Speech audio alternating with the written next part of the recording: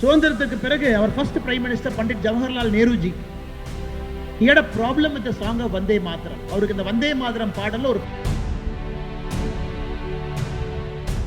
ஜனவரி 31 1874 ஒரு முழு பௌர்ணமி நாள்ல அவர் யோசிக்கிறார், ஒரு மந்திரம் வேணும், இந்தியர்களை உணர்வோடு எல்லோரையும் ஒட்டு சேர்க்கக்கூடிய ஒரு மந்திரம் வேண்டும். இன்னைக்கு நான் பெங்கால்ல பெங்காலியா பார்க்கிறேன், தமிழ்நாட்டில் தமிழனா பார்க்கிறாங்க, கர்நாடகாவில் கன்னடிகாவா பார்க்கிறாங்க. நமக்குள்ள ஒரு தேசப்பற்று என்கின்ற உணர்வு இல்லை.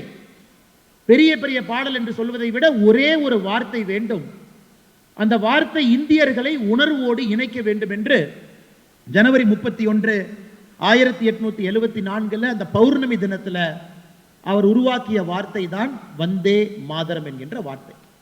இந்த வந்தே மாதரம் என்கின்ற வார்த்தைக்கு பின்பு இப்படிப்பட்ட ஒரு சரித்திரம் இருக்கிறது. ஒரு தனி மனிதனுடைய அவமானம், அவர்கள் எழுதக்கூடிய பாடல். அந்த பாடல் இன்னைக்கு 150 ஆண்டுகளை நிறைவு செய்து SRM பல்கலைக்கழகத்தில் நாம் அதை கொண்டாடி இருக்கின்றோம். அது ஒரு சரித்திர நிகழ்வு.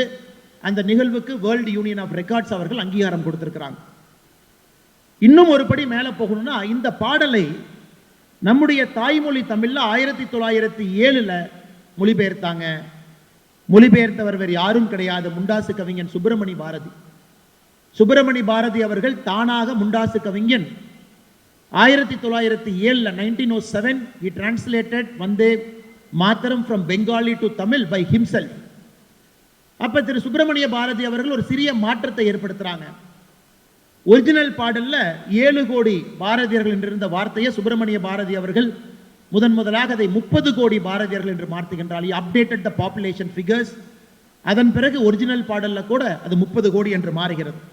இந்த வந்தே மாதரம் என்கின்ற பாடல்ல சில பிரச்சனையும் இருக்கு.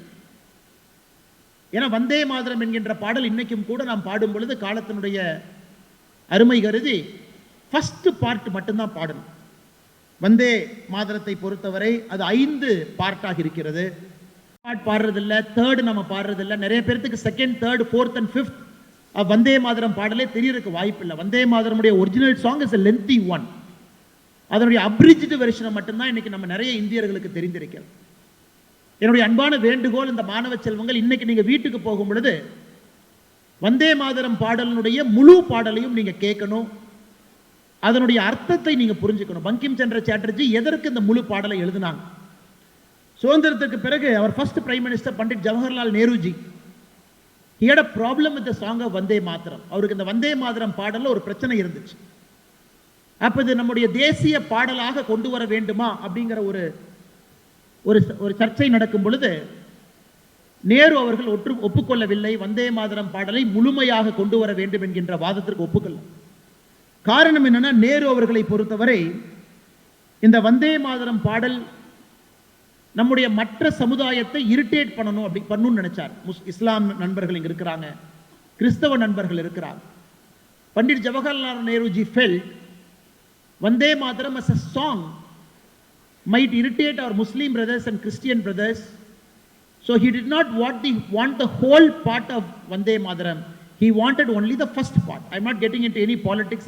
கூட இந்த 150வது ஆண்டுல the central government through a cabinet resolution has decided across India we will sing the full Vande Mataram. எல்லோரும் முழு வந்தே மாதரம் பாடலை பாடுவோம் என்று. அந்த முழு வந்தே மாதரம் பாடலை உங்கள் முன்னால் இந்த நேரத்தில் அடுத்த 2 நிமிஷத்தில் நான் வைக்க விரும்புகிறேன். ஏன்னா அதனுடைய அர்த்தத்தை முழுமையாக நாம் புரிந்து கொள்ள வேண்டும் என்கின்ற ஆதங்கத்தில். வந்தே மாதரம் அதனுடைய அர்த்தம் உங்களுக்கு தெரியும். தாயே உன்னை வணங்குகின்றேன்.